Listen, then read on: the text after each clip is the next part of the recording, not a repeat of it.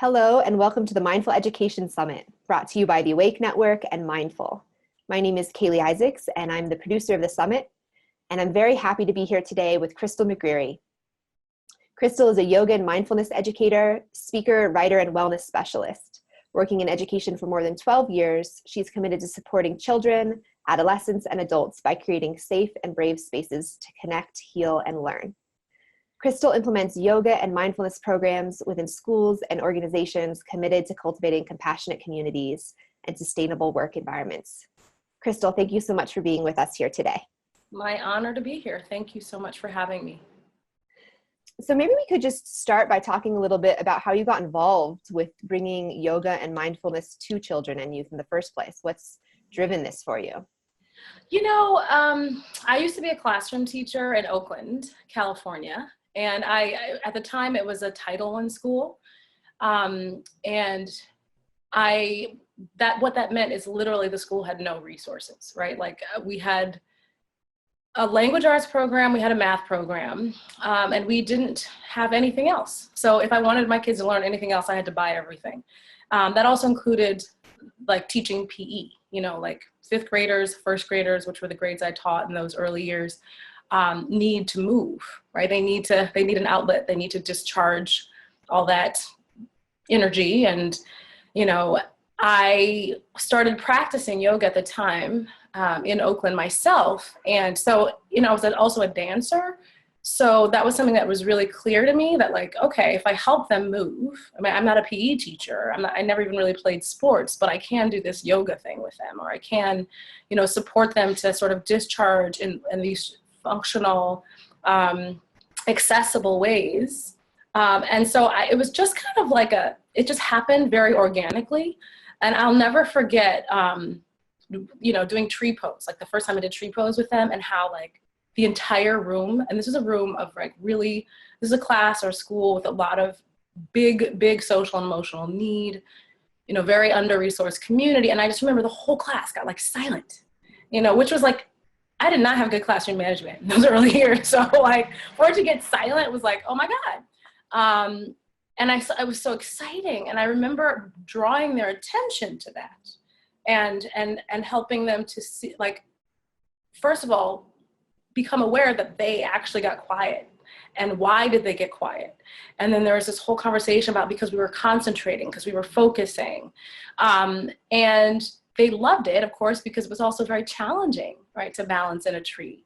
And so those two things for me were like, kind of like a wake up, like, oh, if I give them something that's hard, but that forces them to focus, then they can get still, relatively still and quiet. And then, you know, the energy in the room shifted. Now, this was 20 years ago, so I definitely didn't have a mindfulness practice then. And I didn't even, you know, like I wasn't making that connection because my own yoga practice didn't have a strong meditation practice at the time. But those are just things that I noticed. And so it was like, okay, good. This is my go-to. We're going to do some yoga. Right. And, you know, especially with my boys, a lot of my boys, like the more challenging it was, the better. Right. So I got like instant buy-in. It was like this fun little movement break in the middle of our day. So that's really where it began. And then, you know, fast forward several years and I ended up going to grad school for acting, did a lot of different things, but I would always come back to teaching. And so one year I was teaching in a school program at a KIPP charter school, I should say. I was teaching drama. And I had this movement element to my class, and we did yoga. And it was the same thing. It was this time it was adolescence. It was a game changer, right? So super supportive to help them manage the nervousness of performing. And so, you know, it was like, okay, I want to learn more about this. And my own practice was deepening by that point. And I finally actually had a teacher who taught me how to meditate. I mean, like I practiced yoga for like 10 years before I actually had someone really explicitly teach meditation. And this yoga teacher happened to be a Buddhist. So I was learning a lot of the loving kindness and, you know, mindfulness of body, a lot of, you know, mindfulness of thoughts, right? All these things, you know, I was starting to learn and make these connections in a more explicit way. And then by the time I returned to the classroom, I was offered like in a full-time capacity, that is, I was offered a position as a yoga specialist in the South Bronx and another KIP. So that connection to the KIP. At the time I was working in the Bay Area. And so the connection to KIP, because I had this teaching background and the yoga, right, at this point I was teaching adults. The yoga could not exist without mindfulness. But to be honest, it was me. It was me who needed it more, I think, in those early years, because it was really hard to manage 25 to 30 kids in a giant open space that was, carpeted and then I'll add to that soft, cushy yoga mats. Like that demands that kids go bonkers and start bouncing off the walls, right? So I actually really needed to manage my own experience of staying grounded in the midst of this really active energy that was present in the room. And so I sought out more tools, right? I did a number of kids yoga trainings and I also did the mindful schools training, which were game changers for me, like really. And again, like I had been learning these things, I had been experiencing these things, but I hadn't had a lot of explicit instruction. And once I started to get that, it was like, again, like it's true what they say about you teach from your practice, right? So the more I practiced and deepened my practice, the more I could see the impact it could make on my kids. I also saw that I was more available to them, more patient, more kind. I had the capacity to actually perceive what was underneath some of the behaviors that I was seeing and support them to meet those needs. So, it's kind of a long journey. It wasn't something that it just unfolded, it kind of evolved. But you can't really teach anything, I don't think, if your kids can't, if they don't have the capacity to hold the tension of all the stuff that's going on inside of them, but also to get still and to focus. So, I'm teaching again in schools, or not just schools, because I also work in organizations that support really vulnerable youth. And so a lot of different settings, from homeless shelters to alternative learning sites to detention centers as well. I also teach in a private independent school here in New York, and very high performing, kids, super high anxiety. And I just find that no matter where I'm teaching, what the needs are, these practices really support them. So. With working with such a diverse range of kids and youth, what have you found is helpful to take into consideration when working with people that might have very different home lives? Yeah. Well, first of all, one of the things that I have learned is that, kids are very honest. They can't help but communicate their needs, but they're not always through words, right? So whether I'm teaching, there's a District 75 school here in New York, it's a special ed school, and it's actually pre-K, where all the kids there have a minimum of 3 diagnoses. So it's like a free public school program, but like tons of resources. And, a lot of them are nonverbal, very limited mobility. So there's that setting, which I guess perhaps is like the greatest need. And then there's also these other settings where, a lot of my students are survivors of trauma. They're also perpetrators of violence because they've been victims of violence. And, again, in this independent school that I work in, one of the things that I see in every setting is that there's an anxiety and the spectrum of that anxiety, it may vary from one extreme to the next, but what's underneath every kid I've experienced working with challenges in their school and classroom and lives, it's anxiety. And those behaviors can vary in terms of how they discharge that anxiety or how they work with that anxiety, but they're communicating, right? The behavior is like a way for me to really tune into them And so that's the way, yeah, that really works, right? Just recognizing that like no matter what population I'm working in, their needs are being, they're telling us, right? They're telling me. I mean, I could talk about that some more, by the way. So yeah, I think the other thing that really works is, you know, creating a classroom that is maybe radically different in terms of the experience, the emotional tone and the sort of psychic tone of that space from some, maybe perhaps the other settings that they're in. And being clear with them, you know, and really like being intentional about co-creating that sort of classroom culture together, so that, you know, children have the possibility of really feeling safe. And not that I think that it's possible for every child all the time to feel safe. I think that's kind of a diluted notion. But on the other hand, creating spaces where when they might feel unsafe or uncomfortable, they're learning to be brave, right? The space is safe enough for them to be courageous enough to say, you know what, like I need this, or I feel this way, right? Where they feel safe enough to allow the feelings that they're feeling to be felt, right? So they can actually work through them.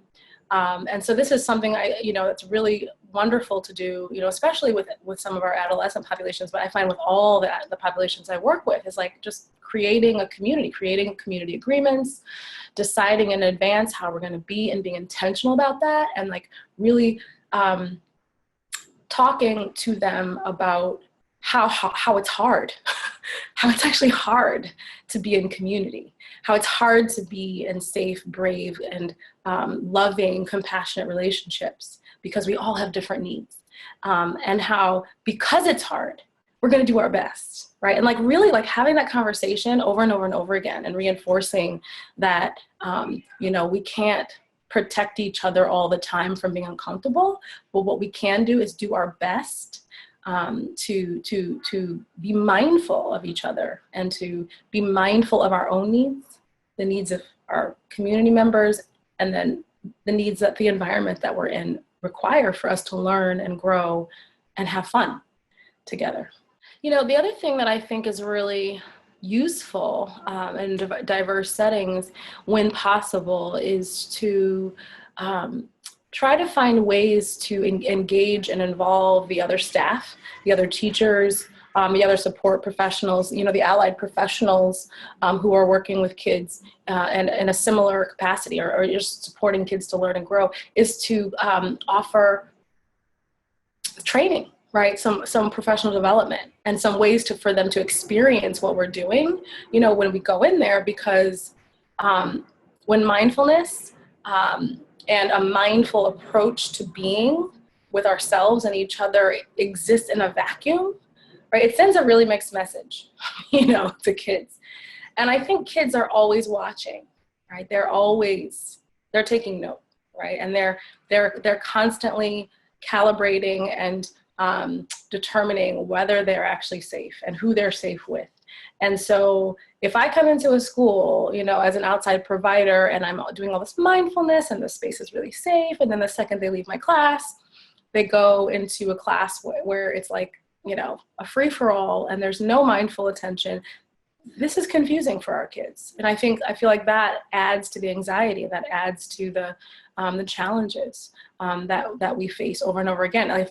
If they come to my class and they take a step forward, right, in these practices and you know, navigating the challenges of their emotions or making good choices, right, and then they go out into a setting that doesn't support them to do that, it's like, you know, taking 2 steps backwards. The progress we're making is not as great as it could be. So I find that whenever I'm in a school where, you know, the school leadership has buy-in and they're like, we really want to engage or make it mandatory that our teachers do this when you're there too with the kids. Or if they say, you know, we'd love to not only have you coming in here to teach, but to reinforce, to teach our staff so that they can reinforce what they've learned with you when you're not here. Those things are really wonderful too, right? Have you worked in situations that didn't have that broad buy-in from the administration? Oh yeah, definitely. And I'll tell you, again, I'm very direct with my kids. I don't, if there's an elephant in the room, I call it an elephant. I'm like, there's the elephant. Okay, now we can deal with the elephant, right? So when I've been in settings where I'm teaching and there's staff in the room and they're actually like really talking loudly, or they're like on their phone, or they're, and one of the things I'll do in that setting, in that situation is, in advance, before class even starts, it's like I have this practice of connecting with those staff and of course inviting them to participate. And I also, I try to give the other people in the room, like the support staff in the room, things to do, right? Things to actually do to if they don't want to practice, I often will say, you have longer relationships, better relationships than a lot of these kids than I do. Do you think it's possible, can I give you the task of shouting kids out when you see them, making a choice that's in line with our community agreements? Or can you, just because I do this, I worked at a school once where their school values were called SPROUT, right? It made the acronym SPROUT. So we would do a sprout out, right? So ever since I left there, I'm like, can you just shout them out, say their name, and, positively, descriptively, make clear to them in the room, what they're doing that's really supporting their learning and their growth, and that, their ability to work with their classmates, So I try to give them something to do, but I also don't make them wrong, because obviously we are all working really hard, especially in our world right now. It's hard. It's hard to be an educator. It's hard to be a social worker or a medical professional. It's hard. We're all working really hard and we're doing our best. And I think my feeling has always been, there are a lot of resources that we can tap to do even better. And I'm a resource for you. So, I hope that, I might be an example or model something new or different, a few tools, maybe they'll take one or two and put in their toolkit. But, I find that if I'm judgy or making them wrong, right, that definitely doesn't help either. So, it is what it is. And that's also why I have my own practice of mindfulness, so that I can, ride the waves of all the unpredictable things that inevitably happen in a classroom with kids, particularly in schools. Mm-hmm.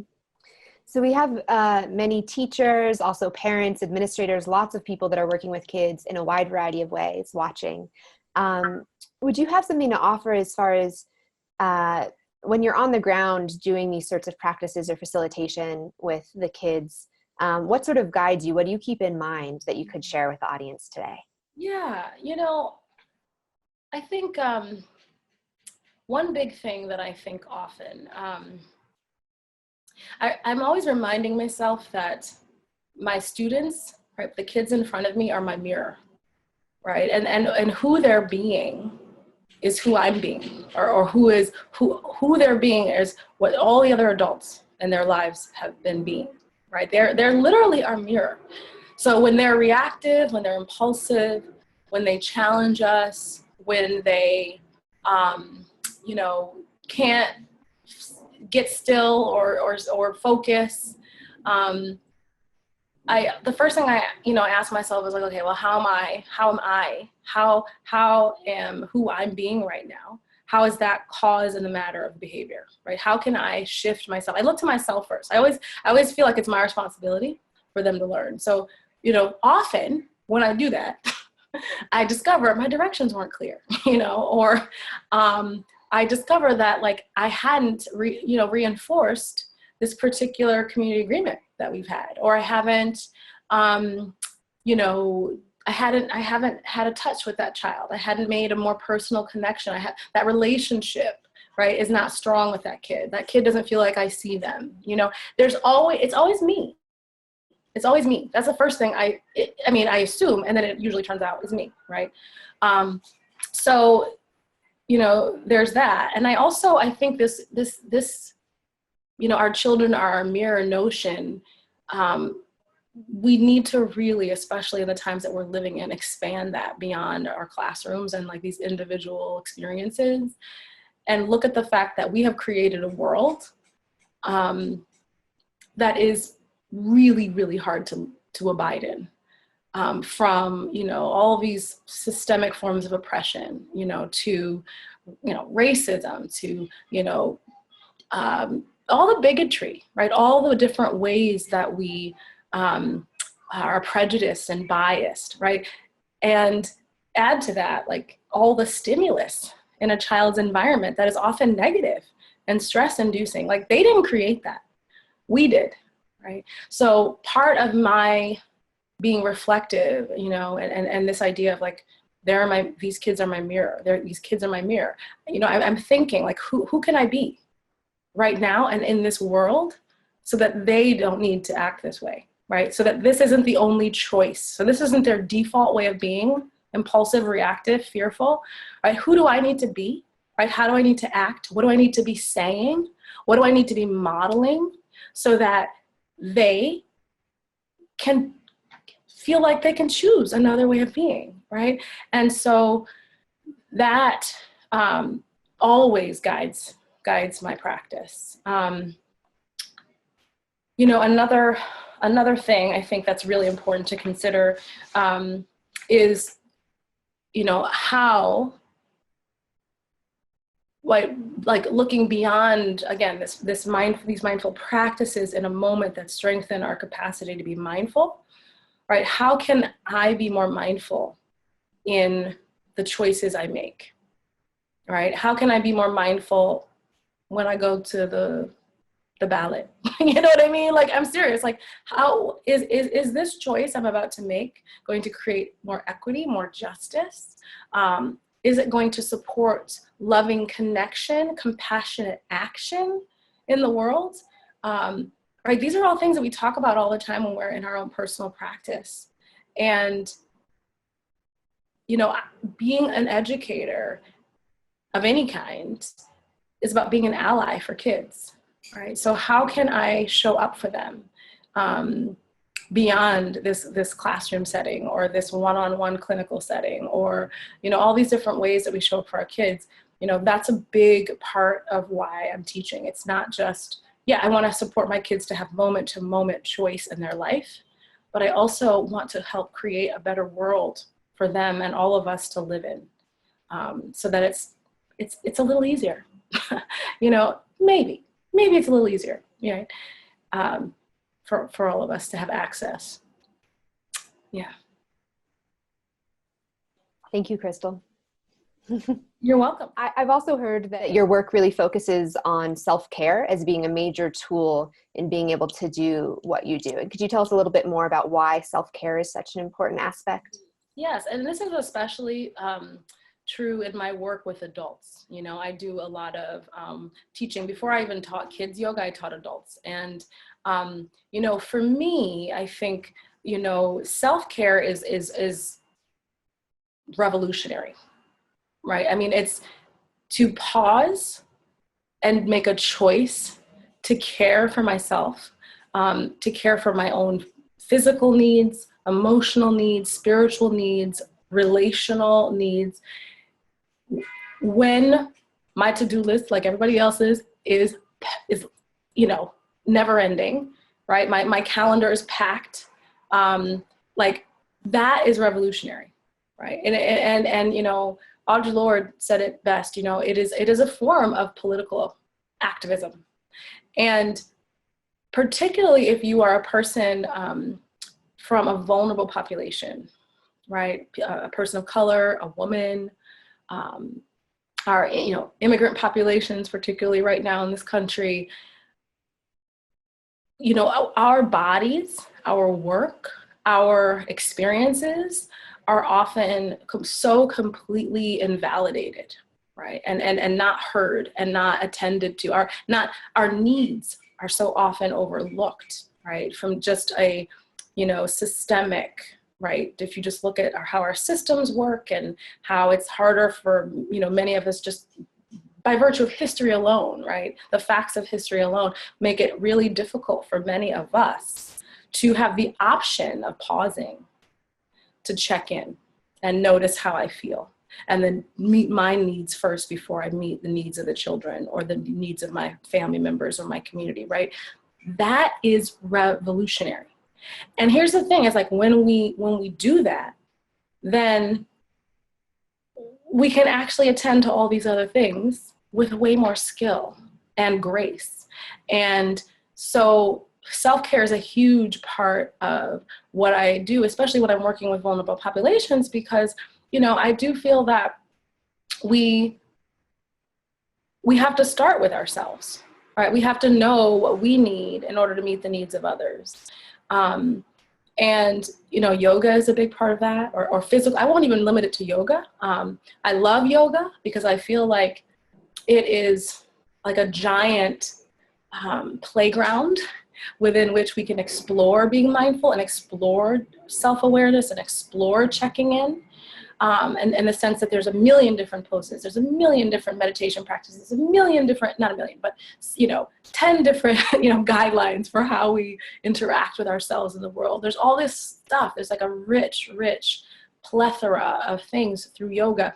But for you, it might be writing, it might be painting, it might be running, right? But there are all these things that we can do to pause, to get reflective and take care. And when we do that, we're just better human beings, right? And people who feel good act good. I don't know who said that, but I say it all the time. Like, people who feel good act good in the world, right? And so that's why I emphasize self-care so much in what I do. Thank you, Crystal. That's so powerful. One of the things we wanted to do today was actually go through a guided exercise. So maybe we could practice a little bit of that self-care for ourselves. Would you be able to guide us through an embodiment practice? Sure. So I'm going to bring my singing bowl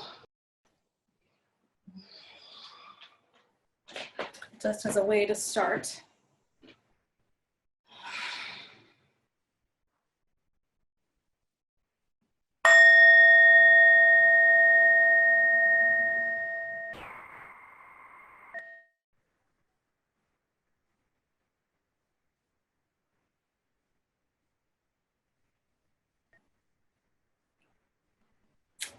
So go ahead and take one hand to your heart and just place the other hand right on your belly.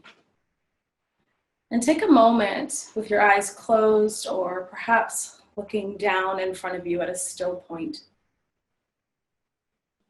And with your hands touching your body, just start to gently notice the movement underneath your hands.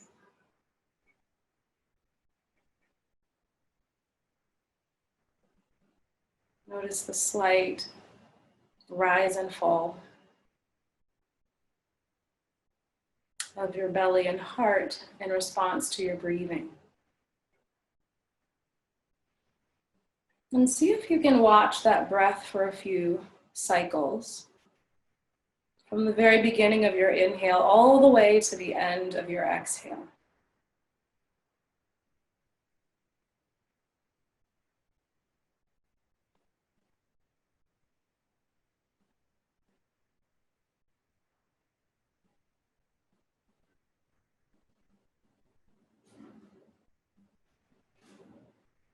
And then start to expand your sense of awareness, your attention to include how you're feeling in your body right now. So just notice from the top of your head all the way down to your toes what you're feeling.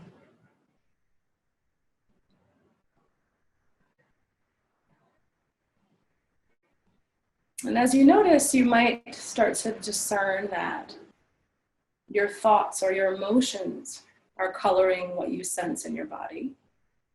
Maybe not. But just notice how this moment feels.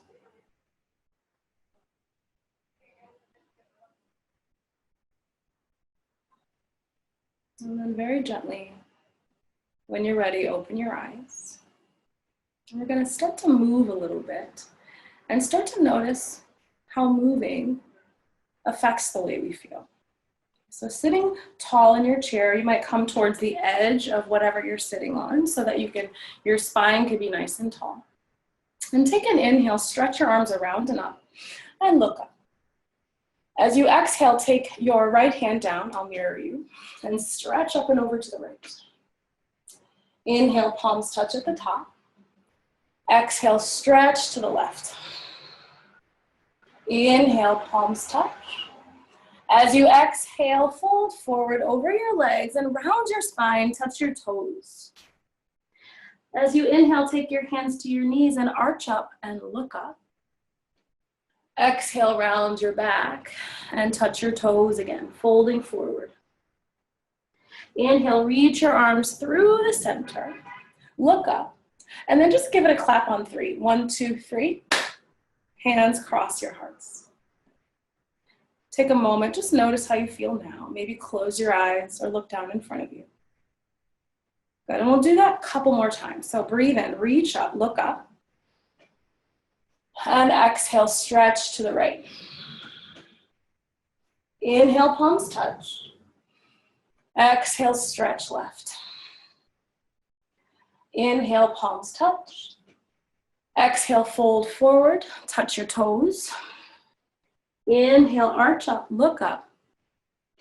Exhale, round your back, touch your toes. Inhale, reach up, look up.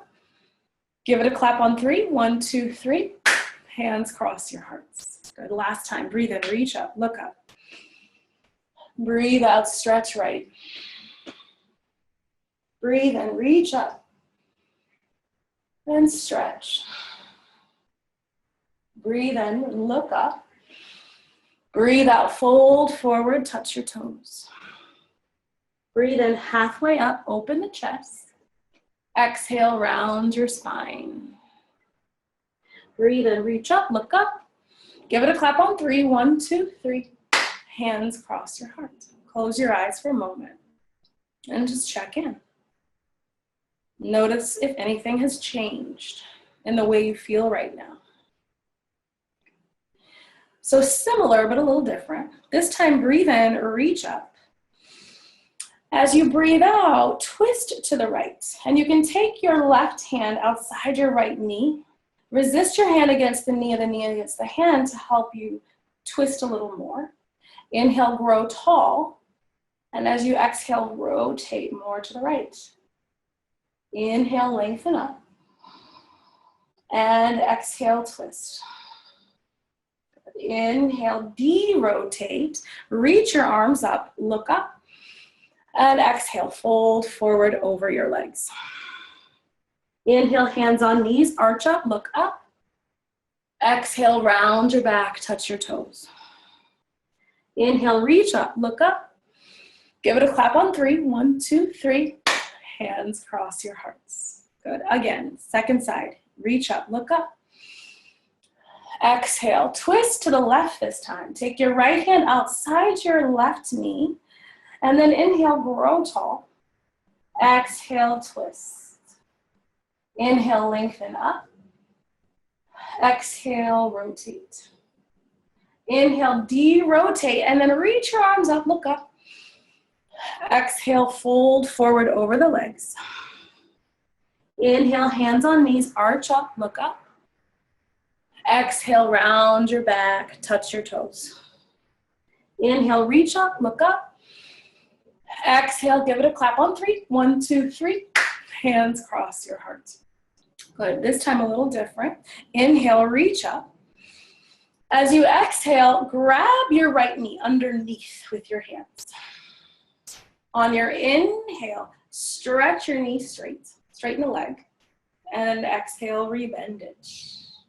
Inhale, straighten. Exhale, bend. One more time, inhale. And exhale, rebend your knee, set it down. Inhale, reach up. Exhale, fold over your legs, touch your toes. Inhale, halfway lift, open the chest. Exhale, round your spine. Inhale, reach up, look up. Give it a clap on 3. 1, 2, 3. Hands cross your hearts. Good, last time. Inhale, reach up. Exhale, grab your left knee this time. Inhale, straighten your knee. Exhale, bend it. See if you can stay tall as you straighten your leg. Inhale. And maybe it doesn't straighten all the way. That's okay. Exhale, bend. Good. Inhale, straighten. And exhale, set your foot down. Inhale, reach up, look up. Exhale, fold, touch your toes. Inhale, hands on knees, arch up, look up. Exhale, touch your toes. Inhale, reach up, look up. Give it a clap on 3. 1, 2, 3. Hands cross your heart. Go ahead and close your eyes. And take a moment with your eyes closed to observe how you feel now. So notice if the temperature of your body has changed. Right, you might even notice if your breathing, the pace of your breathing has changed. Like, can you feel your heart beating underneath your hands? Right? Just notice all there is to notice. And gently open your eyes. Thank you. Thank you so much for guiding that practice. It was also really great to see how much you could actually do in a chair. It seems like something that you could do in the middle of the day if you had a moment to yourself. Absolutely. Absolutely. I'd love if you could speak a little bit more about the role of movement. In a lot of this event, we're talking about mindfulness, and meditation is coming into that quite a bit. Could you talk a little bit about the role of a moving practice rather than a still practice? Yeah, I think they both have such incredible and important value. And I have found, particularly because I teach, from early childhood all the way to seniors, that, the younger the person is, the more movement is supportive to helping them make these internal connections. And part of that is just, from a developmental standpoint, kids live in their bodies. The limbic region of the brain, we all know, is like in charge during those years, and really up till 25, sometimes as late as 30. And so when we ask our kids, considering the world that they live in, added to the fact that developmentally they're moving, right? They're movers, right? They generally, right, getting still and quiet is challenging from a developmental standpoint, but also when you consider all the stimulus that's affecting our kids to make them more likely to be in more of a fight, flight, or an emergency response mode, compared to a, rest and digest, mode. I have found that my kids need to move first, and it doesn't have to be the biggest movement in the world, but supporting them to discharge some of the stress, discharge some of the anxiety. It allows them, it gives them greater access to this sort of pool of equanimity that's also lives in them, that could be supported to be developed. So, I also have, worked with kids, I mentioned that have, are trauma survivors, and, they're even more so in that state. And yeah, good luck. Good luck going into work with a population that is always hypervigilant, and, to get them to not be so hypervigilant, right? What hypervigilance looks like in the body is a moving body. I try to meet my kids where they are. And sometimes, I am in working with kids and they are ready, right? They are wiped out. They've already discharged all that stress, and they're ready to begin with a seated practice, a relatively still practice. But I really do try to honor where the kids are. And I know for myself, growing up, I was kind of hyperactive. So, my parents, luckily, they had me in ballet, they had me in gymnastics, they had me in all these moving activities. So by the time I was in school, I could be there. But not all of our kids, have that. Not all of our schools even have PE, as I mentioned when I was, my first years teaching. So many school programs especially are removing a lot of these programs completely, from sports to PE to dance, all these things that are so good for our kids. So that's why I think yoga in particular is so supportive to mindfulness, because when we're really practicing yoga the way it's intended to be practiced from the eight limbs of Ashtanga yoga perspective, that yoga means union, right? It means integrating these disparate elements of ourselves. And part of that, really embedded in those eight limbs, is something called dharana, or meditation, concentration. And so because there's that mindful element that's meant to be included in yoga, it's the perfect playground to explore this, in my experience. Not all yoga is explored this way, right? But when it's taught through a mindful lens, I find it's really supportive to kids. And so to finish, do you have any concluding advice or suggestions to teachers, parents, administrators out there that are looking to integrate yoga into their work with children? Anything they could do to take a first step? Yeah. This is what I always say. You can turn anything into a yoga practice or a mindfulness practice, right? You just drank a sip of water, right? That can be a mindfulness practice, right?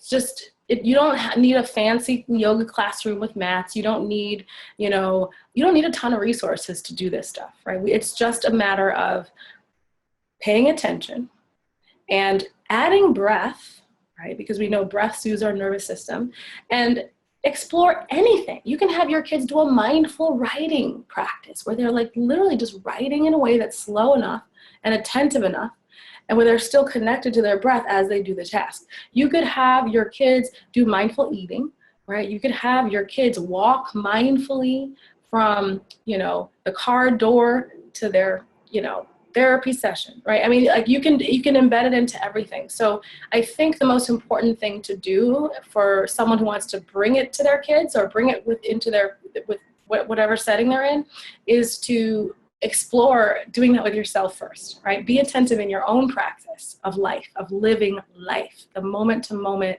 mundane things, in your life. And you'll start to see, oh my God, it's so easy. I can actually do this with my kids all the time. So that would be my suggestion for a quick, easy way to start. Yeah. Thank you again so much, Crystal. It was a pleasure speaking with you today. And for everyone watching, make sure to check out more about Crystal and how you can learn about her work below this video. Thank you. Thank you so much.